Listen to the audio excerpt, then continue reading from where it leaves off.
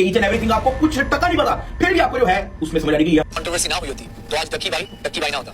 पर अगर अब नहीं बोला तो जब एक्चुअल डिक्टेटरशिप बन जाएगा ना देश, तब लेट हो जाएगा। शख्स पे हाथ डाला और पूरा मुल्क जला दिया उसके चाहने वालों ने। So guys, we have a new guest with us. Karim Nati is here. तो कैसे हैं आप लोग? 8 साल से एक ही डायलॉग बोल रहे हो? अबे बनाता तो रोस्ट, you mean गालियाँ? Let's do some India versus Pakistan YouTubers and let's expose Pakistan's fraud tubers. I'm not gonna talk about कि किसके कितने सब्सक्राइबर हैं, किसकी कितनी इनकम है. Gonna expose their reality, intentions and content. First, I want to say मैंने आज तक कभी किसी पाकिस्तानी यूट्यूबर को सब्सक्राइब नहीं किया. The reason I will explain in this video. And will explain कि ये कैसे बॉर्डर के दोनों तरफ के लोगों को ट्रेप करते हैं, मतलब इंडियंस को भी. First fact about Pakistani YouTubers is these all are elites. कोई भी मिडिल क्लास पाकिस्तान में बड़ा यूट्यूबर नहीं है और नहीं हो सकता. Second fact is Pakistan have zero YouTubers who make videos to educate और aware people. Imagine our sickness and poorness. अगर हमने कुछ पढ़ना या सीखना होता है तो हम इंडियन यूट्यूबर्स को देखते हैं. So thanks to the all Indian YouTubers and teachers. But the question is these all are pretending poor and middle class all the time. Why? Just because इनको मिडिल क्लास को ही बेवकूफ बनाना है, उनसे views लेने, उनको ही अपने ट्रैप में फंसाना है. जिन पाकिस्तान में कोई मिडिल क्लास यूट्यूबर तक नहीं बन सकता. I mean I saw so many Indian YouTubers like these guys but I can't see any Pakistani. अगर ऐसे किसी और इंडियन यूट्यूबर को आप जानते हैं तो उसका नाम कमेंट में काउंट करवा दें. और अगर पाकिस्तानी मिडिल क्लास यूट्यूबर को भी जानते हैं तो उसका नाम कमेंट करके मेरी नॉलेज में इजाफा कर दें. तो first meet this Dhruv Rathee from Pakistan. Comparing him with Dhruv Rathee is like you comparing Kohli with Babar and saying Babar is better than Kohli. I mean कोई कंपैरिजन नहीं बनता. Let's see facts first. So after 24 Indian elections and Dhruv Rathi impact, पता नहीं किन लोगों ने इसको ध्रुव राठी से कंपेयर करना स्टार्ट कर दिया है. But the biggest irony is इसने खुद वीडियो बनाकर उसमें खुद को ध्रुव राठी से कंपेयर कर दिया एंड बेटर कह दिया. ये कहता है मैंने हर मसले पर बात की है इसलिए मैं ध्रुव राठी से बेटर हूँ. बट इस भाई साहब ने कभी भी मसला करने वालों पर खुल के बात नहीं की. He thinks criticizing Imran Khan will make him critical thinker and better than Rathi. एक शख्स पे हाथ डाला और पूरा मुल्क जला दिया उसके चाहने वालों ने. सियासतदानों को बैठ कर इमरान की बालादस्ती कायम है. इमरान खान तो दोनों को अगर करें तो क्या डिफरेंस है? खान साहब तो भी बड़ा फर्क है कि एक सेलिब्रिटी एक सियासतदान है. Celebrity establishment in the favour of somebody whose name is Imran Khan. साहब की जो स्ट्रगल है 22 साल की.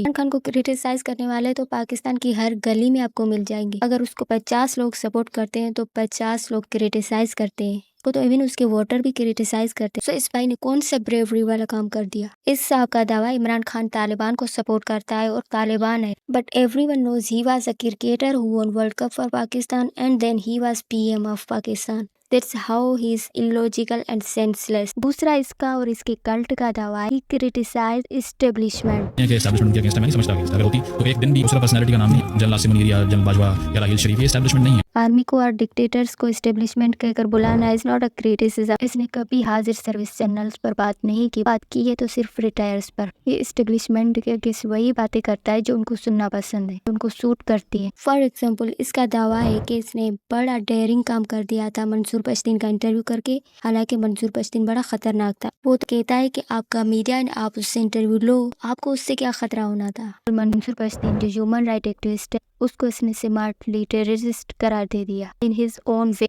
But I was brave and better than Rathee because I interviewed Manzoor Pashteen. इसने कभी उस पार्टी के खिलाफ या उस पर बात नहीं की जिसको आर्मी की सपोर्ट है. For example PMLN, ANP, ETC. ये लोगों को बुक्स के कोट्स सुनाकर बेवकूफ बनाता है. एरिस्टोटल का नाम लगा के सॉरी सोक्रेटिस का नाम लगा के क्योंकि सोक्रात पे ये डिबेट समझते थे कि इसको प्लीबियनिज्म कहते हैं कि इससे आम आदमियों का एक ऐसा रूल आता है.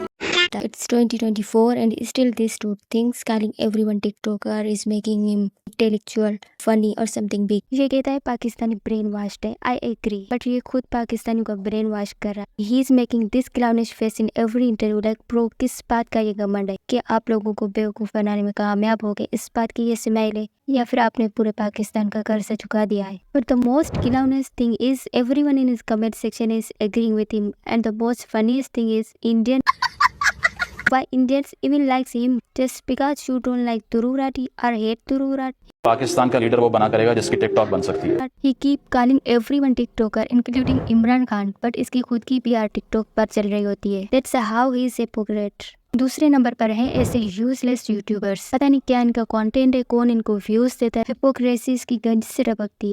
Recently he got exposed by himself और इसने PMLN गवर्नमेंट की पेड प्रमोशन कर दी। पाकिस्तान USA से बेटर हो गया, पंजाब पेरिस बन गया, समथिंग लाइक दैट। उस पार्टी की पेड प्रमोशन कर दी जो जबरदस्ती गवर्नमेंट में बैठी हुई है without winning election. 90% youth is against them, they don't care about anything, they don't know reality. सिर्फ पैसा मिल रहा था इसने बोल दिया, लेकिन जब फिर रिएक्शन आया और इसने माफी मांग ली।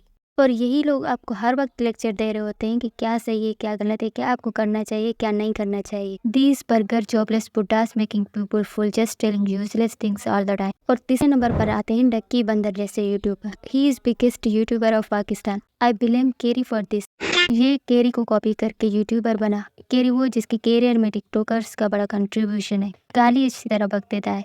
Well Carry created a unique content and still continue है। और ये डक्की बंदर, इसने केरी की कॉपी में टिकटॉकर्स को ट्रोल किया। अब इसने खुद टिकटॉक ज्वाइन कर लिया है और इसका कंटेंट क्या था, सिर्फ गालियां, वो भी अनफनी एंड तोतली। But now he left the roasting और अब इसका कंटेंट इसकी वाइफ है, ऐसा इसके फॉलोअर्स ही कहते हैं। I don't know how and why people watch, follow and hype this clown, क्या माइंड सेट होगा उनका। और चौथे नंबर पर आते हैं इस किस्म के यूट्यूबर, इंडिया के अगेंस्ट बोलकर हमारे लोगों को बेवकूफ बनाना, जो सब करते हैं पाकिस्तान में। इसका कंटेंट है इरफान पठान के ट्वीट्स का सेवेज रिप्लाई करना, बाबर को डिफेंड करना एंड ये कहना कि Babar is better than Kohli, India ये इंडिया वो, ताकि इंडियन आ जाए गाली देने और इसको व्यूज मिल जाए। That's their reality, that's their intentions. तो वीडियो बनाने का मकसद यही है, don't trust anyone blind, these are just clown and wasting your time, analyse everyone and everything critical. वैसे लिस्ट बहुत लंबी है, सब फ्रॉड्स को बारी बारी एक्सपोज करेंगे अगर आपने सपोर्ट किया तो।